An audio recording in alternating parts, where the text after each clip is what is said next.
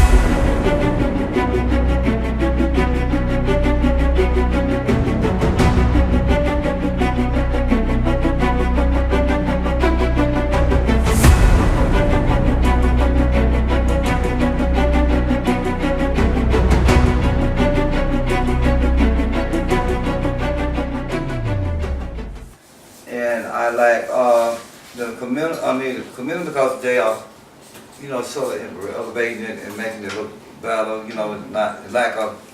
not like the, broke down neighborhood in some black neighborhood. Mm-hmm. So they sort of doing improvement in that, making it look a lot better. And then I like because I got a lot of advantage because by me not having no transportation right now, I can catch the bus, I can walk to the grocery store, I can go to pay my telephone bill, and then sometimes I walk to the drugstore, so I can walk, too, because it's good exercise. When I first moved over here, I like this community, but it's run down some now. Yeah.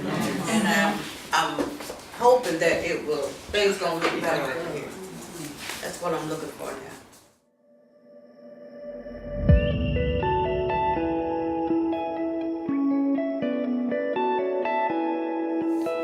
So Ms. Vernon kind of started the challenges part, the community being run down.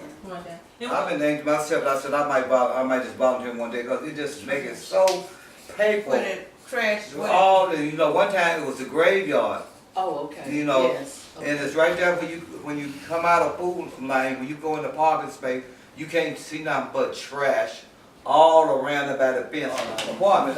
Yeah. But they took the dumpsters, 2-3 months ago. Yeah, Then they put them back. Yeah. But they still got that big long dumpster there that people just pile stuff around. They don't put nothing in it. Oh, they still got furnace in the around. apartments. When I went through there taking pictures, they still got furnace all in the inside, but I peeked in the things with the ones that went board. Then I looked, I said, well, I can climb through the air conditioning and go through the thing if it ain't open. But you got people living in those apartments, whether they're supposed to be there or not.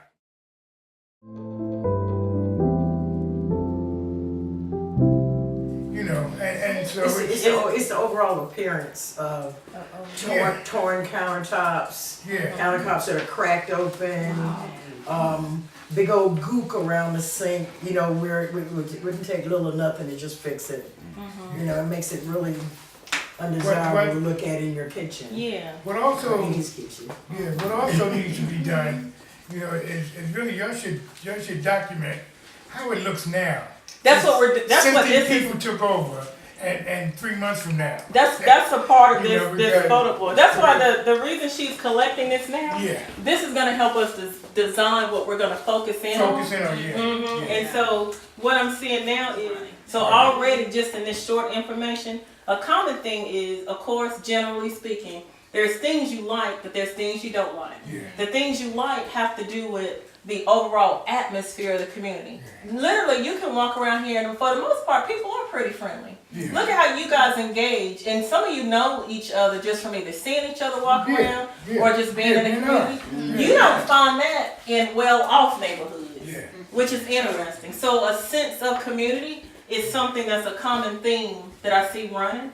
The other common thing that I see running is the abundance of trash across the entire area, and then with a specific focus regarding Avalon, the fact that it hasn't been well kept, and these specific things that y'all just talked about. And like you were saying,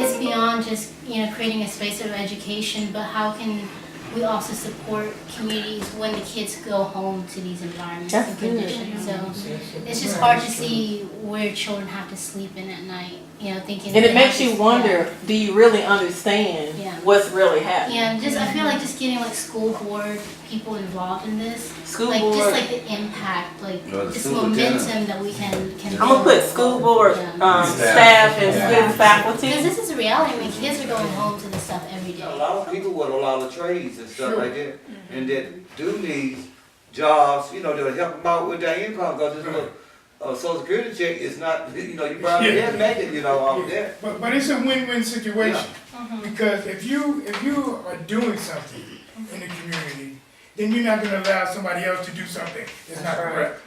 If I'm picking up trash, then when I see kids throwing stuff, get that. Get that out. Put it in the bag, put it in the dumpster. We want to designate, it would be cool if we could designate people to say, this is somebody you can talk to share this is happening. Because if you're paying your rent, you're doing all you can do, and you're trying to keep up your area, but then you got somebody coming behind you dumping trash out. Because what Miss Joanne is talking about, somebody has to be dumping that sort of trash. Putting that trash out there on a patch street too. Yeah, they're dumping the trash. Oh, yeah, they do. This is not recycle week. Right. Put it out there. Yeah.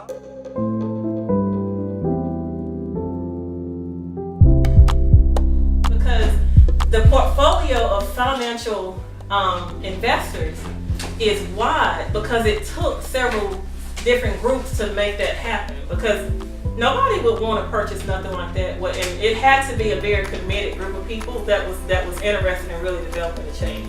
You guys can do that again on a bigger level. Let me just recap a little bit.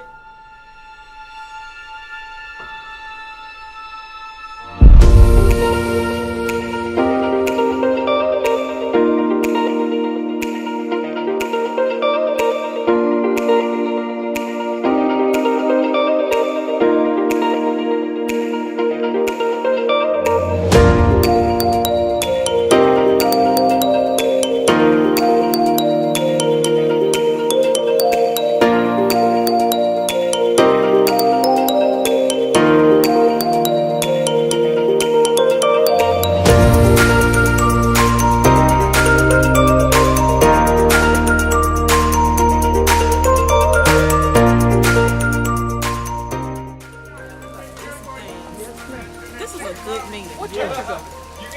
I live in High Point. Oh, I come all the way over here from High Point. You do? Yeah. So I grew up over here on Martin Luther King though. Oh, okay. So I grew up on